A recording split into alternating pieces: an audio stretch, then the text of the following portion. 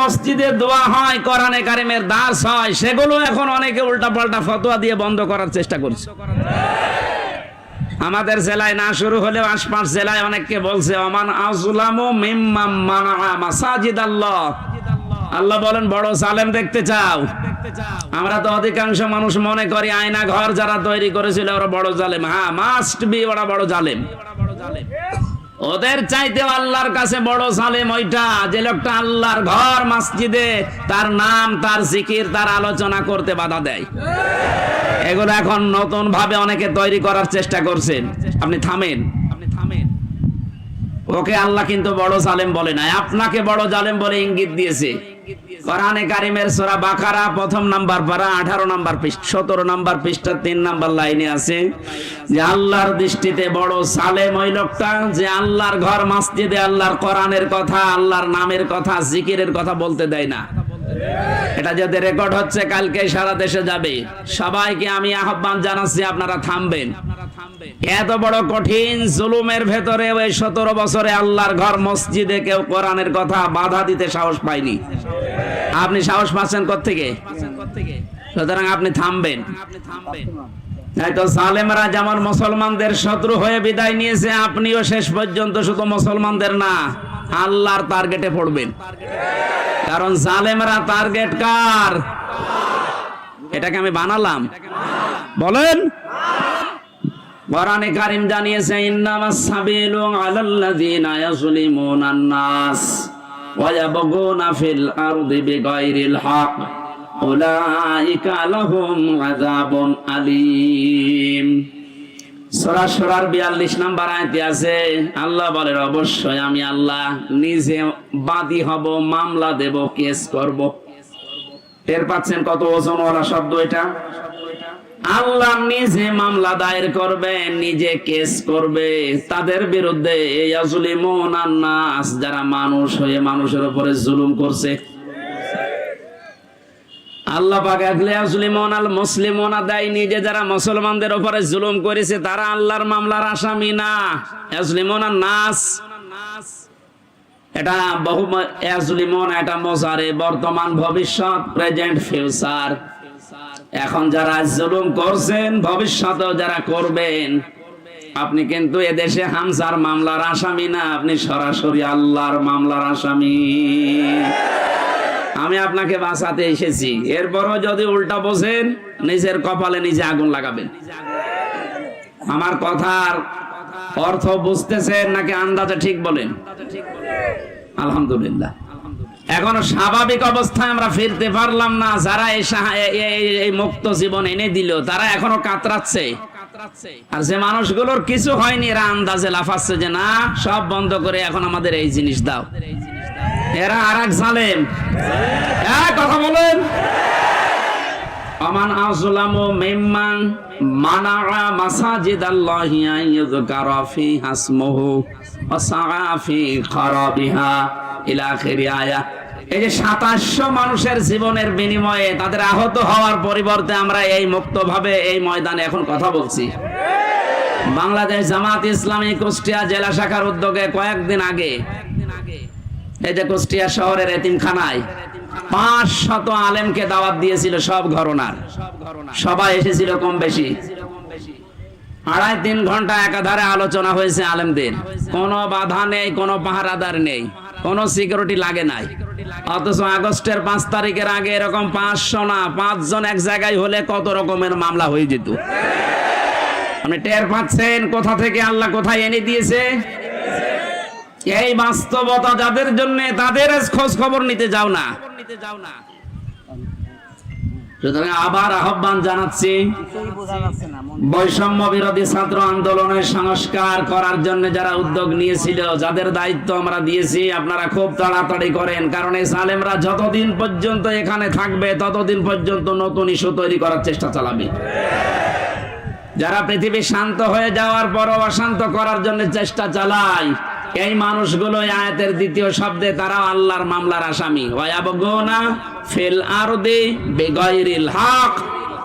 পৃথিবী শান্ত হয়ে যাওয়ার পরে যারা অশান্ত করার জন্য বিদ্রোহ করে বেড়ায়, সংখ্যালঘুর নাম নিয়ে যা শুরু করেছিলেন আমিরে জামাত অলরেডি ঘোষণা দিয়েছে এদেশে কোনো সংখ্যাগুরু নেই। সুতরাং এই ইস্যু বাদ দেওয়া লাগবে। এদেশে সংখ্যালঘু আছে না? নেই। এদেশে যে জন্ম নিয়েছে সে এদেশের বৈধ নাগরিক। আমি আমির হামজা 96% মুসলমানদের ভেতরে যেমন অধিকার পাবো একজন হিন্দু 4%, তাতে কি সে একই অধিকার পাবে? হ্যাঁ, কথা বলছেন। এটা যখন বুঝে ফেলেছে, দেখছে না এ তো হালে পানি নাই না, ওটা বাদ দিয়েছে। এরপরে নামে আছে ডাক্তারদের, ওটাও পারছে না। এরপরে নামে আছে আনসারদের, ওটাও যখন পারে না, আমার মনে হয় ওদের যা চরিত্র, কিছুদিন পরে গলন্দ ঘাটের এই বেশ্যাদের নামাবে। খুব সাবধান থাকা লাগবে। আমি একটু খোলামেলা বলে ফেললাম, চরিত্র ওদের এরকমই, ওদের যা চরিত্র ওই রকমই। ঈমান যাদের ভেতরে আছে তারা 3টা কাজ কখনো করতে পারে না, এটা কোরআনে কারীম জানিয়েছে। সূরা ফুরকানের ভেতরে আছে 19 নম্বর পারার 4 নম্বর পৃষ্ঠা 14 নম্বর লাইনে। আপনি বাড়িতে যে তাফসীর মিলিয়ে দেখবেন, ঈমান যাদের আছে কয়টা কাজ করতে পারে না? আরো জোরে। এই 3টা কাজ যদি করে ফেলে তাদের শাস্তি আল্লাহ দেবেন ডবল। এই এখানে গল্প বন্ধ করো, একেবারে নড়াচড়াও বন্ধ। ওয়াল্লাযীনা লা ইয়াদউনা মা'আল্লাহি ইলাহান আখার। আল্লাহ পাক বলেন, ঈমান যাদের আছে এই পৃথিবীতে তারা আল্লাহ বাদে অন্য কাউকে ডাকতে পারে না। এটা অন্যান্য জেলার কথা বাদ দিলাম, আমাদের জেলাতে এখন আস্তে আস্তে তৈরি হয়েছিল রাষ্ট্রীয়ভাবে, অনেকে নিজের অর্থ দিয়ে হলেও এই কাজটা প্রতিষ্ঠিত করার চেষ্টা চালাচ্ছিল। এই যে আপনাদের থানায় মাজার আছে না, লালনের মাজার, কত মানুষ বাংলাদেশের বিভিন্ন প্রান্ত থেকে এসে না জেনে আয়াতটা পুরা উল্টিয়ে ডাকতো, আল্লাহ বাদে অন্য কাউকে ডাকা জায়েজ। আরো জোরে। আপনি বুঝে ডাকেন আর না বুঝে ডাকেন, আপনার শাস্তি ডবল হবে যদি এখনো বন্ধ না করেন। বাংলার বিভিন্ন প্রান্তে গণাটা এখনো পর্যন্ত অনেকে জারি রেখেছে। গত বর্ষদিন চট্টগ্রামের নূরে বাংলা আর ওই যে জাঙ্গি হুজুর এমন পিটানি খেয়েছে, ইসলামের নাম নিয়ে শয়তানগুলো আল্লাহর নামটা পুরা পাল্টিয়েছে।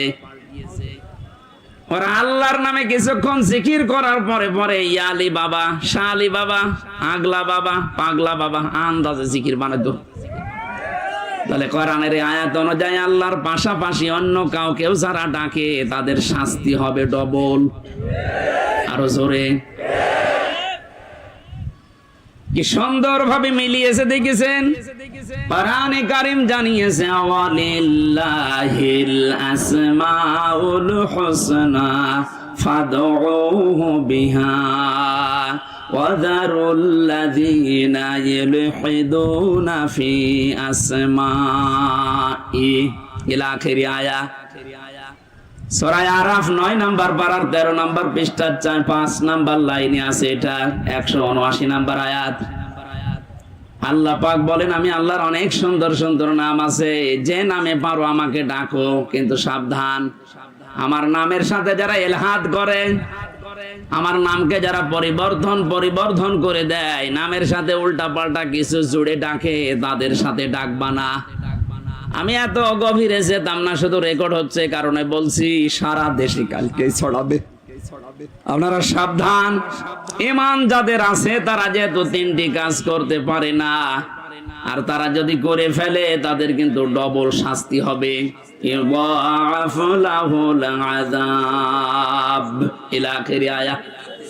আল্লাহ পাক বলেন তাদের শাস্তি আমি ডবল দেব। 1 নম্বরের গণা পেলাম যারা আল্লাহর সাথে অন্য কাউকে ডাকে। 2 নম্বরে ওয়াল্লাযীনা লা ইয়াদউনা মা'আল্লাহি ইলাহান আখারা, আল্লাহর সাথে যারা অন্য কাউকে ডাকছেন এখনই আপনি থেমে যাবেন। 2 নম্বরে এই পৃথিবীর ময়দানে কোন মানুষ যেন জিনা না করে। কি না করে? এটা ছিল না। আপনি দরবেশের দিকে তাকিয়েছেন, এত বড় বড় দাড়ি, তারে শেষের জীবনটা যেগুলো দেখলাম যদি সত্য হয় উনি পুরাটা জেনায় ছিলেন। কারণ যে স্বামীর কাছ থেকে তার স্ত্রীকে কেড়ে জোর করে বিয়ে করেছে, ও আসল স্বামী তো এখনো তালাকি দেয়নি।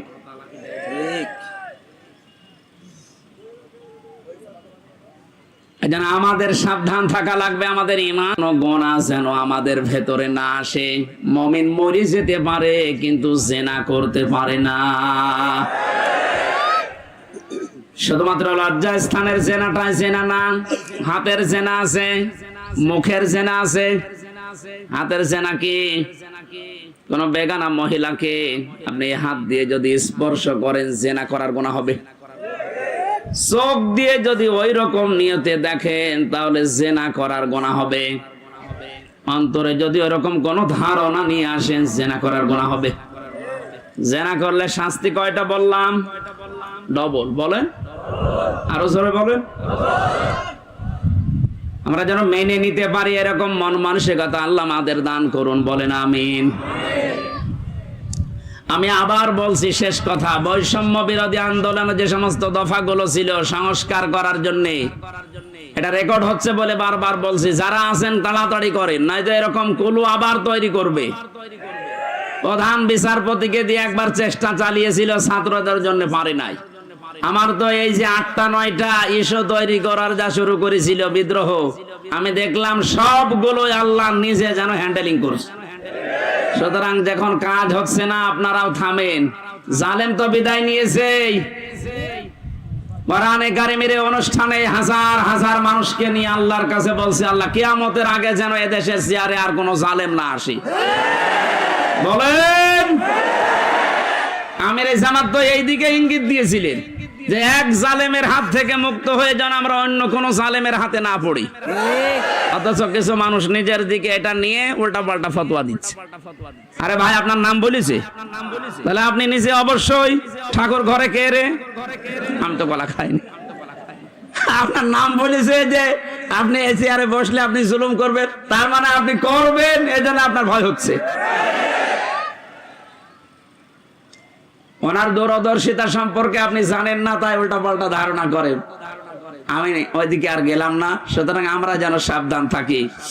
দরুদ পড়ছি আমাদের নবী মুহাম্মদ রাসূলুল্লাহর উপরে, যাকে আল্লাহ পুরা কোরআনে বিশেষ ভাবে 7টা নাম ধরে ডাক দিয়েছিলেন। তার 1 নম্বরে নাম ছিল ইয়াসিন। নাম কি? এখানে কুমারখালী ফাজিল মাদ্রাসা এবং আশপাশের দাখিল আলিম মাদ্রাসার কত সুপার সহ সুপার মাওলানা বসে আছে। ইয়াসিন এটা আল্লাহর ঘোষণা দেওয়া শব্দ। ইয়া হরফে নেদা, ইয়া মানে হে, সিন মানে সাজ্জেদ, সাজ্জেদ মানে নেতা। তাহলে আল্লাহর ঘোষণা দেওয়া নেতা এই পৃথিবীতে মাত্র একজন। কয়জন? এই শব্দের ব্যাখ্যা করতে গিয়ে তাফসিরে কাবির আল্লামা ফখরউদ্দিন রাজি রহমাতুল্লাহ আলাইহি লিখেছেন, ইয়াসিন শব্দের 5টা অর্থ আছে। ইয়াসিন মানে সাজ্জেদুল আলামিন, সাজ্জেদুল বাশার, সাজ্জেদুল কাউনাইন, সাজ্জেদুল আম্বিয়া, সাজ্জেদুল মুরসালিন। তার মানে আল্লাহ বোঝাতে চেয়েছেন, পৃথিবীর মানুষেরা যদি মনে করো যে আমি পৃথিবীতে বাস করি, নবীকে আমার মানাই লাগবে, অন্য কোন জগতে গেলে আর মানা লাগবে না। না, ইয়াতানাজ্জালুল আমরু বাইনাহুন্না, প্রত্যেকটা আসমানে আমার আল্লাহর বিধিবিধান নাজিল হচ্ছে। ওই সমস্ত সৃষ্টির জন্য আলাদা বিধান আছে। কেউ যদি মনে করে আমি মঙ্গল গ্রহে বাস করি, আমি চাঁদের দেশে থাকি, আমার তো ওখানে নবীকে নেতা মানা লাগবে না, আদর্শ মানা লাগবে না, না। এই জন্য সাজ্জেদুল আলামিন দিয়েছেন বহু বচন। আপনি যে কোন গ্রহে বাস করেন না কেন, সেখানে মুহাম্মদ রাসূলুল্লাহকে আপনাকে নেতা মানাই লাগবে। এই শব্দটা আমি কয়েকবার উচ্চারণ করলাম, খেলা করার জন্য না। আলেমরা বসে আছে, আহ্বান জানাচ্ছি তাদেরকে, আল্লাহর ঘোষণা দেওয়া নেতা যেহেতু একজন, এই জন্য এই নেতাকে মেনে নেওয়া নামাজের মতো ফরজ। এই কথা বলেন, এটা যারা ঠিক করতে পারছেন না, আপনার নামাজ হবে না। কারণ কিয়ামতে যে বিচারের সিস্টেম গুলো, ধাপ গুলো আমরা দেখেছি, কিয়ামতের সর্বপ্রথম মানুষকে আল্লাহ তার নিজের সামনে যখন দাঁড় করাবেন, 10 জন 20 জন 50 জন না, প্রতিটি মানুষকে আল্লাহ নিজের সামনে দাঁড় করাবে স্রেফ একা একা। ওয়াকুল্লুহুম আতিহি ইয়াউমাল কিয়ামাতি ফারদা। আল্লাহ পাক বলেন সূরা মরিয়মের 95 নম্বর আয়াতে আছে, কিয়ামতে প্রতিটি মানুষকে তার সামনে আল্লাহ দাঁড় করাবেন স্রেফ একা একা। কয়জন করে বলেন বলেন?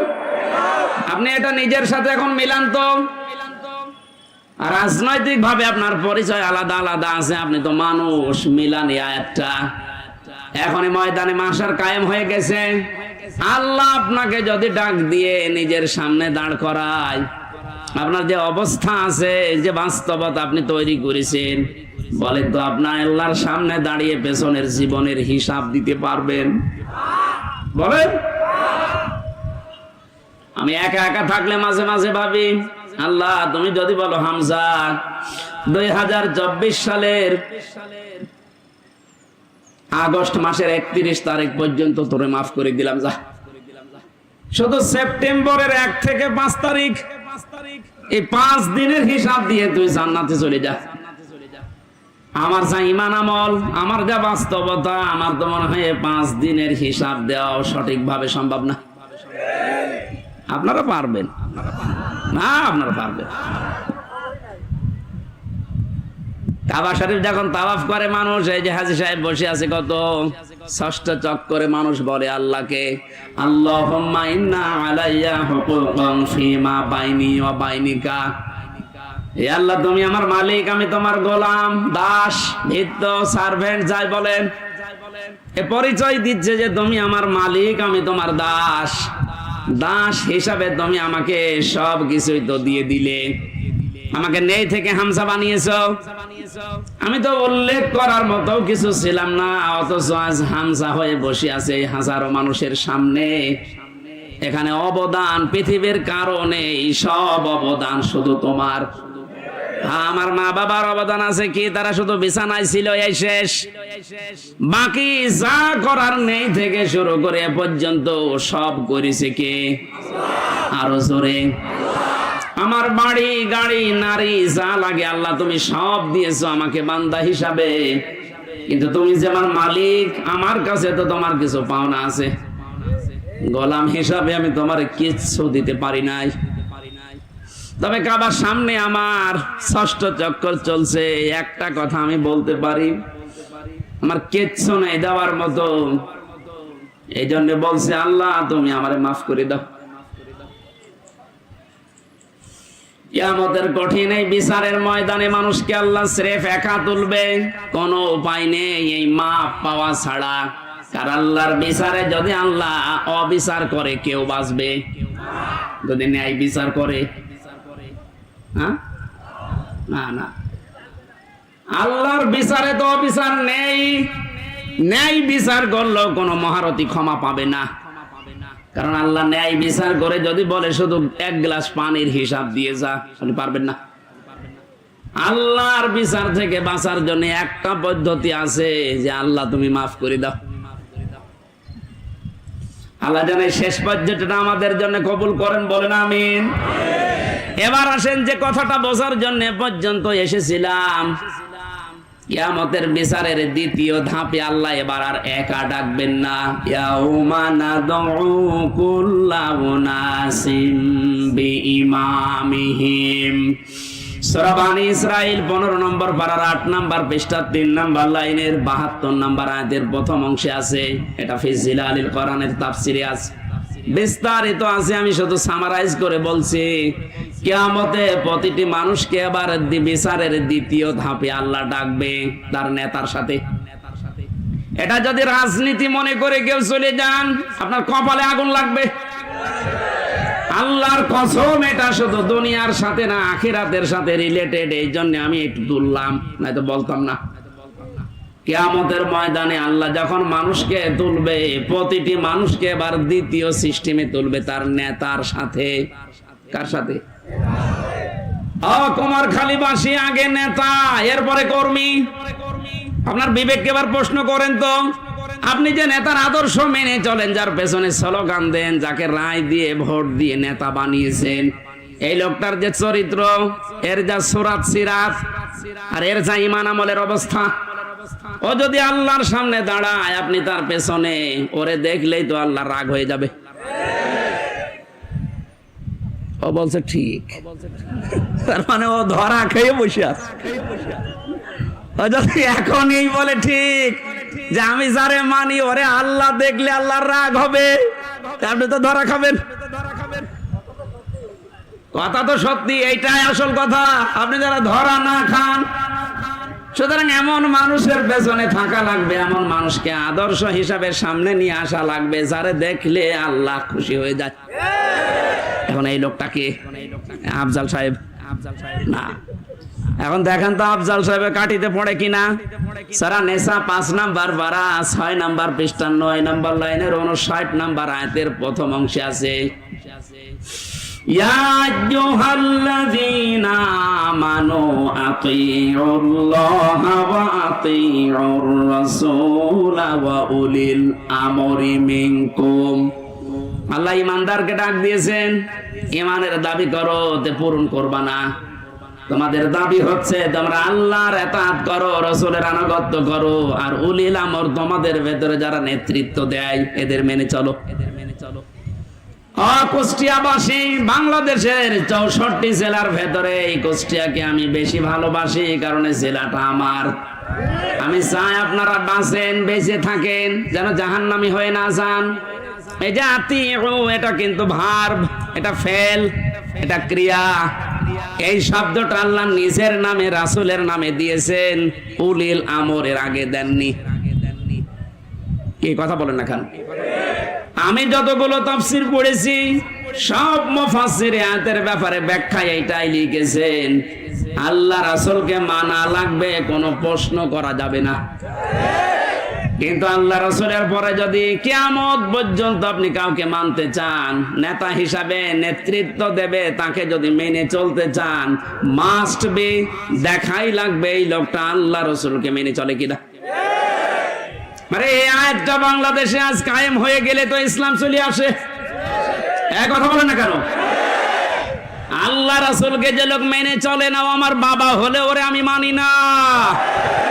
এ কথা মানবেন কারা দেখি? লিল্লাহি তাকবীর। এই দেখেন তো, হাত তোলেনি কে? দেখেন, আলহামদুলিল্লাহ। ঠিক আছে, আপনার ওয়াজ তো হয়ে গেছে, এবার মোনাজাত করে দিই। আবার কি ওয়াজ করবো? এটাই তো, আল্লাহ রাসূলকে যে মানে না সে আমার বাবা হলেও মানি না, তাহলে এদেশে আর কিছু থাকবে? ইসলাম চলে আসবে ইনশাআল্লাহ।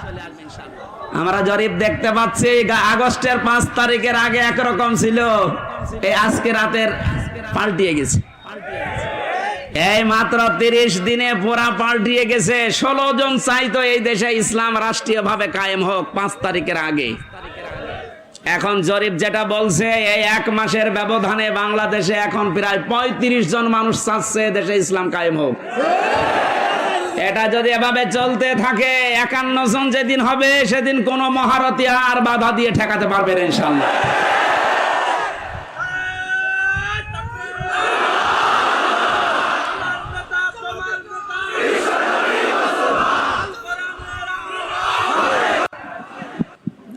একটা আমি দোকানে ঔষধ নেওয়ার জন্য, আমার মুখ বাঁধা ছিল, বসে আছি। একটা লোককে বলছে, ভাই যে আমির হামজা আসতেছে, ওয়াজ শুনতে যাবেন না? উনি জবাব দিয়েছে, ওয়াজ কি শুনতে যাব, গেলে তো রাজনীতি হবে। চিন্তা করেন তো, ওর মন মানসিকতা কোন দিকে। আমি কি রাজনৈতিক দলের কোন লিডার? এই বলেন, আমি কি ঘোষণা দিয়েছি যে আমি ভোটে দাঁড়াবো? আপনার এত ভয় কেন? রাজনীতি এটা কোরআনের একটা অংশ। 903 জায়গায় আল্লাহ ডাইরেক্ট ইনডাইরেক্ট এই শব্দগুলো দিয়েছে।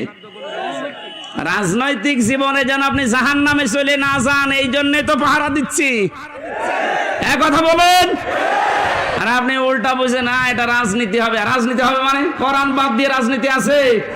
কোরআন বাদ দিয়ে যারা রাজনীতি করেছে তাকান, দরবেশ পর্যন্ত 36,000 কোটি টাকা ঋণ করেছে। যেহেতু কোরআন ছিল না, এই জন্যই তো এত দুর্নীতি। কোন জায়গায় যেন এই দুর্নীতি আর ফিরে আসতে না পারে। আল্লাহ রাব্বুল আলামিন নবীকে ডাক দিয়েছিলেন কয়টা নাম ধরে? 7টা। কয়টা? 7টা নামে ডাক দিয়েছেন পুরা কোরআনে। তার 1 নম্বরে হচ্ছে ইয়াসিন। সুতরাং আপনি যদি পৃথিবীর কোন জায়গায় বাস করেন, আপনাকে নেতা হিসাবে আদর্শ হিসাবে মানা লাগবে মুহাম্মাদুর রাসূলুল্লাহকে। যদি বলেন না আমি পৃথিবীতে থাকি না, আমি থাকি মঙ্গল গ্রহে, ওইটা কার? বলেন বলেন। এই জন্য মুফাসসির দিয়েছেন সাইয়্যিদুল আলামিন, বহু বছর যেখানেই থাকেন সেখানেই নবীকে মানা লাগবে কিয়ামত পর্যন্ত। আল্লাহ আমাদেরকে, অনেকে বলে যে ইয়াসিন সূরা একবার পড়লে 10 খতম কোরআন শরীফের সওয়াব হয়। হ্যাঁ হয়, এর ভেতরে যে 83টা শিক্ষা আছে আপনি তো একটাও মানেন না, কিসের সওয়াব হবে আপনার? এর প্রথম শিক্ষা এইটা যে ইয়াসিন আল্লাহর ঘোষণা দেওয়া নেতা। কয়জন নেতা? নেতা বারবার বলছি, মানে রাজনীতি মনে করছেন? এটা যদি রাজনীতি হয় এইটাই রাজনীতি। বলেন বলেন। মুহাম্মাদুর রাসূলুল্লাহ যতদিন পর্যন্ত খাবারের এই ঝুড়িকে আবু জেহেলের মাথা থেকে আবু বকরের মাথায় নিয়ে আসতে না পেরেছেন ততদিন তিনি মানুষের মুখে হাসি ফোটাতে পারেননি। খাবার তো একই ছিল, খাবার একই ছিল না, শুধু ঝুড়িটা আবু জেহেলের মাথা থেকে নামিয়ে আবু বকরের মাথায় তুলে দিয়েছিলেন, হযরত ওমরের মাথায় তুলে দিয়েছিলেন। সিস্টেম একই ছিল, মানুষও এক, খালি পাল্টিয়েছে ঝুড়িটা। ওর জামানায় থাকতে মানুষ না খেয়ে মরিছে, আর হযরত আবু বকর ওমরের জামানায় এসে মানুষ না খেয়ে মরিছে। আমরা তো এইটাই চাই কোরআন দিয়ে। কথা বলে না কেন? আল্লাহ ঘৃণিত করে দেন যে মানুষগুলো সীমা ছাড়িয়ে যায়, তাদের বসবাসের জায়গা পর্যন্ত আল্লাহর কাছে ঘৃণিত। এটার বাস্তব প্রমাণ হচ্ছে আবু জেহেলের বাড়ি।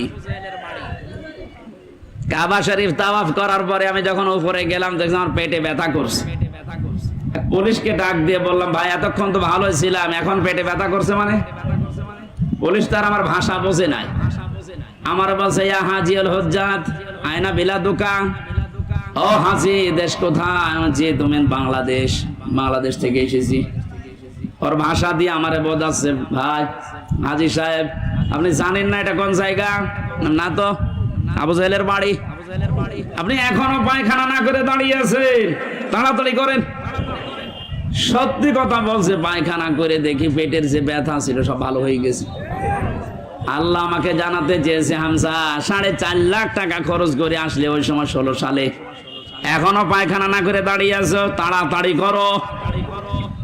ওর বাড়ি পর্যন্ত আল্লাহ এত ঘৃণিত, এত নিন্দিত বানিয়েছে। জায়গাটা কিন্তু দামি জায়গা, কাবার পাশেই।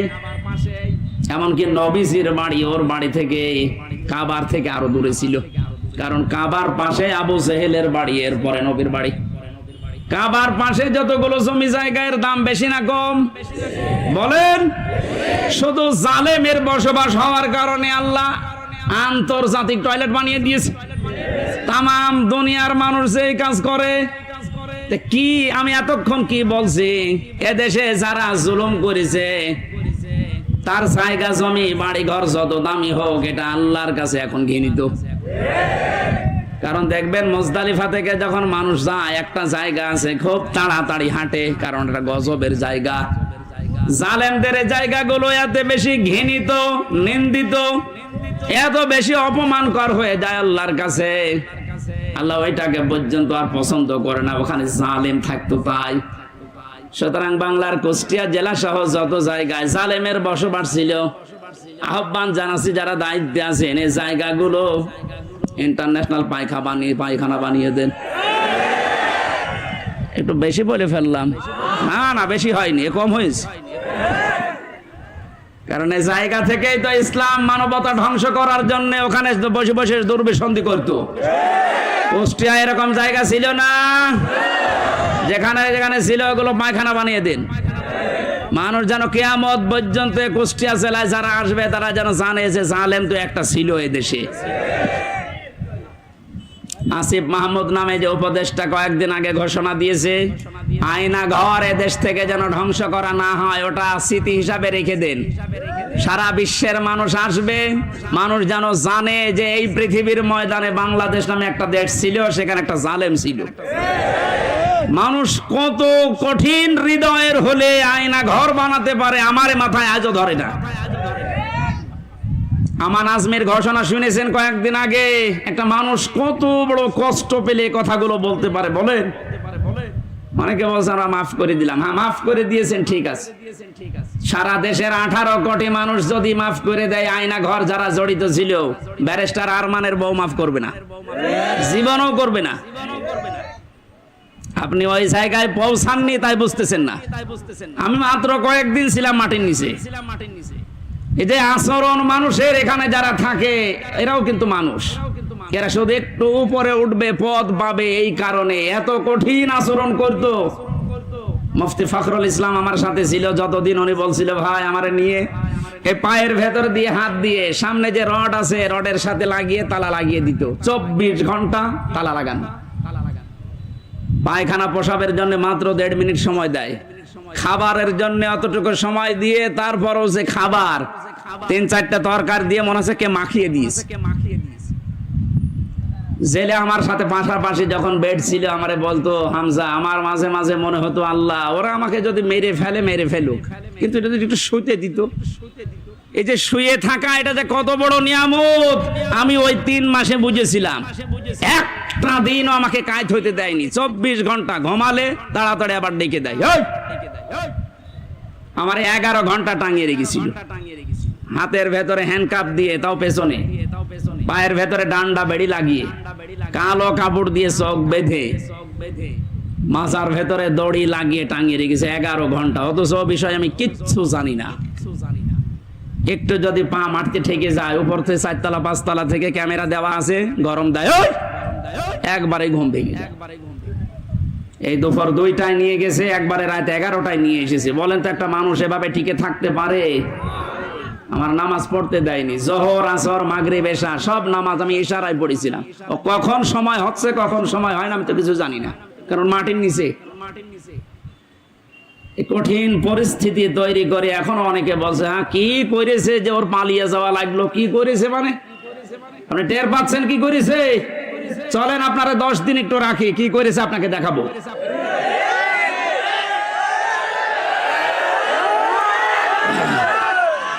এই জন্যই তো জালেমের বিরুদ্ধে হামজার মামলা না, মামলা কার বলেন? সুতরাং এর জালেমেরা, এরা কিন্তু টার্গেট হামজার না, এ টার্গেট আল্লাহর। এই জন্যই তো এত ভয়। যেদিন আমার রায় দিয়ে পুরা মামলা ঢিসমিস করে দিয়েছে, ওই দিন আমি মামলার আয়োগকে কল দিয়েছিলাম। এতদিন ওরে আমি স্যার বলতাম, এখন তো উল্টা করে আমারে স্যার বলছে। কি হয়েছে? হুজুর মাফ করে দেন। মাফ করে দেন মানে আমারে ধরার পর আমার বাবার কাছ থেকে বলেছিলেন যে আর মামলা দেব না, 50 লাখ 10 লাখ টাকা দেন। আমার বাবা তো গ্রাম্য মানুষ, সঙ্গে সঙ্গে 8 লাখ টাকা দিয়েছে। ওই টাকাটা ফেরত দেন। আপনি মাফ চাচ্ছেন, টাকা ফেরত দিয়েছেন, তারপরে মাফ হবে। এই কাউন্টার টেররিজমের যে কয়টা দায়িত্বশীল ছিল, এগুলো মানুষের মধ্যে পড়ে না, এগুলো জানোয়ারের চাইতেও খারাপ। আমি নাম ধরেই বলছি, এই মনিরুল, এই আসাদুজ্জামান, ডিসি মান্নান, হারন তো 3 ইঞ্চি, ওর নাম মুখে উচ্চারণ করাও ঠিক না। এই শয়তান এত উপরে উপরে দেখাতো, রিমান্ডে এসে মনে হয়তো তো ফেরেশতা, অথচ ভেতরে ভেতরে যে আলেমদের এত বড় ক্ষতি করিস। ওই যে ছোট হুজুর যেটা মাদানি, ও আমার সাথে প্রথমে 2 মাস ছিল। আমার বলছে, হামজা ভাই আমারে নিয়ে গেল রাত 12:30টার দিকে, হাতের ছিলে পোড়া উলঙ্গ করিস আমারে, আমার হাতে সিগারেট ধরিয়ে দিস, আর 2 পাশে ব্যারিকেড দিয়ে কেন কোনো গাড়ি আসতে না পারে। একটা অর্ধ উলঙ্গ মেয়ে লোক কোথা থেকে নিয়ে এসে আমার পাশে দাঁড় করিয়েছে, ছবি তুলতেছে যে এটা সকালে ছেড়ে দেব, মানুষ বুঝবে দেশে যে হুজুর কত খারাপ। ও ছোট মানুষ, তো বয়স আমার সেম, আমার 32 ও 30। ওই সময় হাউ মাউ করে কাঁদছিল ওই ফাঁসির কন্টেম সেলের ভেতরে। আমার বলছে, হামজার আমি তো একেবারে অসহায়, যে কেউ নেই। বললাম এক এসআই কে ডেকে, ভাই আপনারা যা করছেন এটাকে হারুন স্যার জানে? জানে না মানে উনি তো করছে। মাজলুম অবস্থার দোয়া কবুল হয় আমার বিশ্বাস আছে। মন থেকে বড় দোয়া করলাম, আমার যা যা ওরা দেখেছে, আল্লাহ আমার সাথে যারা জড়িত এদেরকে তুমি ওইভাবে অপমান করো। আল্লাহ করায়নি। হারুনের রাস্তায় বের হওয়ার আর সম্ভাবনা আছে? ওর নাম এখন মানুষ হারুন ভুলে গেছে, ওর নাম এখন 3 ইঞ্চি। মহিলারা পর্যন্ত জিকির করছে 3 ইঞ্চি। কত অপমান করবে আল্লাহ বলেন। সেদিন কুষ্টিয়ার জেলা আমির অধ্যাপক আবুল হাশেম সাহেব একটা আয়াতের ব্যাখ্যা করেছিলেন আলেমদের সমাবেশে। অনেক জালেমরা মনে করেছিল চেয়ারে ছিলাম এমন হয় আল্লাহ আমাদের ভালোবেসেই দিয়েছে। আমারে কুষ্টিয়ার সদর থানায় যেদিন সে 11 সালে প্রথম গ্রেপ্তার করে, আমি সুদের বিরুদ্ধে বলেছিলাম, এই আমার অপরাধ ছিল। আমারে শিবির করে, শিবিরের ক্যাডার রক কাটি বেড়ায় আন্দাজে। এগুলো নিয়ে যখন নিয়ে গেল, আমারে বলছে ওসি সাহেব, ওই সময় আসাদুজ্জামান নামে এক ওসি ছিল, গোপালগঞ্জে বাড়ি। আমারে বলছে হুজুর কুলিল্লাহুম্মা মালিকাল মুলকে তুতিল মুলকা মান তাশা, এই আয়াতের অর্থ বলেন তো। বললাম আল্লাহ যারে চায় তারে ক্ষমতা দেয়, যারে চায় নামিয়ে দেয়। আমারে বলছে এটা আপনি মানেন তো? মানে না মানে হাসিনা যে এখন আছে এটা আল্লাহ জায়গা মতো হাত দিয়েছে। শয়তান যাতে মাতাল হলো তার ঠিক আছে, কোন দিকে নিয়ে গেছে দিয়েছেন। কথা শেষ করার পরে আমি যেটা এখান থেকে বের করতে পারি, ওনারা বোঝাতে চায় যে আল্লাহ আমাদেরকে দয়া করে, মায়া করে, মহব্বত করে, ভালোবেসে এই চেয়ারে রেখেছে। আমরা যা করছি এ কোনো অসুবিধা নেই, আল্লাহ আমাদেরকে। কথা বলে না কেন? সূরা আলে ইমরান 4 নাম্বার পারার 12 নাম্বার পৃষ্ঠার 7 নাম্বার লাইনের 178 নাম্বার আয়াতে আছে, ওয়ালা ইয়াহসাবান্নাল্লাযীনা কাফারু আন্নামা নুমলি লাহুম খায়রুল লিআনফুসিহিম ইন্নামা নুমলি লাহুম লিয়াজদাদু ইসমা ওয়ালাহুম আযাবুম মুহিন। ঠিক আছে, আল্লাহ পাক বলেন কাফেরেরা ধারণা করে যে ক্ষমতার চেয়ারে বিত্ত বৈভব, টাকা পয়সা, অর্থ সম্পদ আল্লাহ আমাদেরকে দিয়েছে ভালোবেসে মহব্বত করে। আল্লাহ পাক বলেন না, এগুলো এদেরকে দিয়েছি এদের পাপ যেন পরিপূর্ণ হয়ে যায়। পরিপূর্ণ হয়েছে না হয়নি? হয়েছে বলে আল্লাহ আয়াতের শেষে দিয়েছেন লাহুম আযাবুম মুহিন, তাদের জন্য আমি অপমানজনক শাস্তির ব্যবস্থা করে রেখেছি।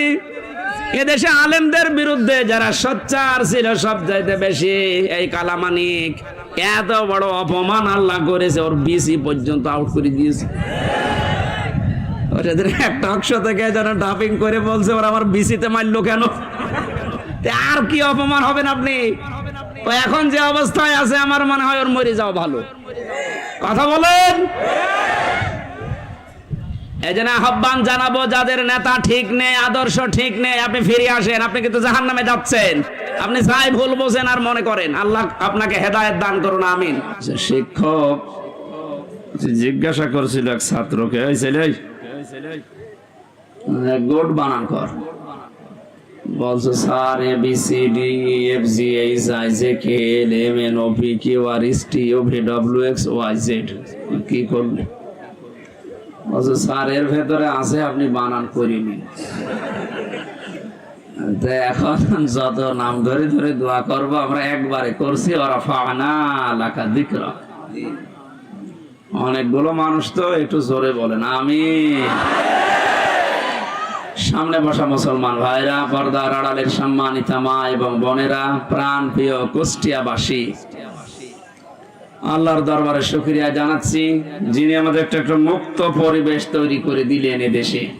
সেই পরিবেশটা যেন আরো মুক্ত হয়, সেজন্য যা করণীয় এই সমস্ত কাজের প্রস্তুতিমূলক কোরআনে কারিমের আজকের আয়াত। বাংলাদেশের প্রত্যেকটা দিক এবং বিভাগে আমরা দেখতে পেয়েছি যোগ্যতা থাকার পরেও বৈষম্যের শিকার হয়ে দুর্বিষহ জীবনযাপন করে চলেছিলাম, বিশেষ করে এই 17 বছর।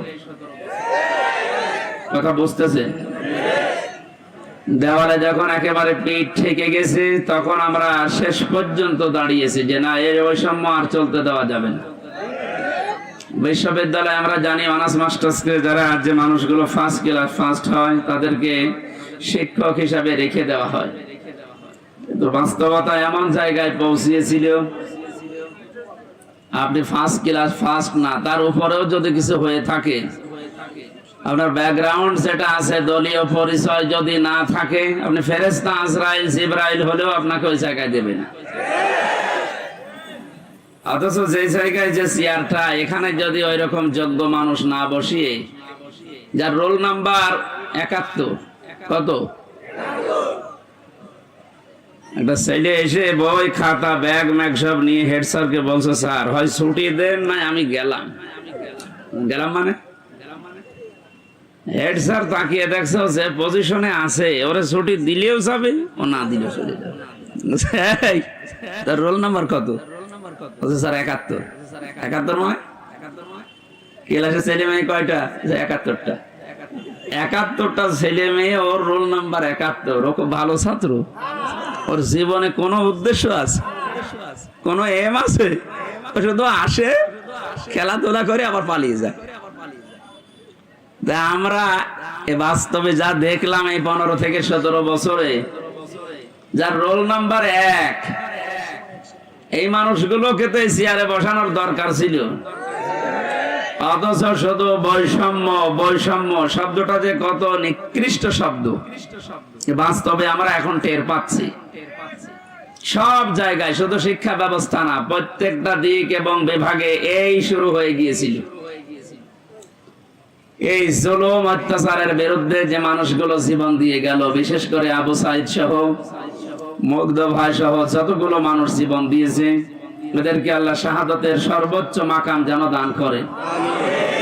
এই জায়গায় যেন কেউ ফতোয়াবাজি করবেন না যে না ওরা কেবল মারা গেল, তো শহীদ হয়েছে। কে বলেছে শহীদ হয়নি? পানিতে ডুবে মরলে যদি শহীদ হয়, আগুনে পুড়ে মরলে যদি শহীদ হয়, দেওয়াল চাপা পড়ে মরলে যদি শহীদ হয়, অ্যাক্সিডেন্টে মরলে যদি শহীদ হয়, জালেমের জুলুমের সামনে নিজের জীবনটা যে দিয়ে গেল, সে শহীদ হবে না? মানে এই কথা বলছেন, মাস্ট বি, আপনাকে বলাই লাগবে শহীদ। যদি কেউ স্বীকার না করেন, মুখ দিয়ে বলতে না চান, এ কথা কখনো বলবেন না যে ও মারা গেছে। শহীদরা মরে না। বালা হায়াউন ইনদা রাব্বিহিম ইরযাকুন, আল্লাহ বলেন ওরা জীবিত এবং আমি আল্লাহর কাছে খাবার খাই। খাবার খেলে আমরা জানি মা শরীরে রক্ত গোশত তৈরি হয় না, হয় না? এটা যে হয় তার প্রমাণ নবীজির চাচা হযরতে হামজা রাদিয়াল্লাহু তাআলা আনহু, তাকে 70 টুকরা করেছিল। তার লজ্জাস্থান পর্যন্ত কেটে কেটে 3 টুকরা করেছে। এই ছেলে, এখানে দাঁড়িয়ে কি করো?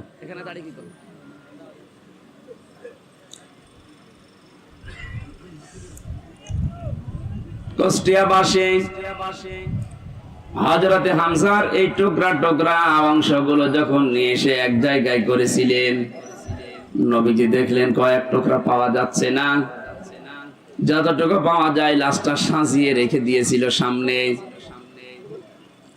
নিজের চাদরটা খুলে মাথা থেকে হাঁটু পর্যন্ত ঢাকা ছিল, বাকিটা আর ঢাকা যায় না।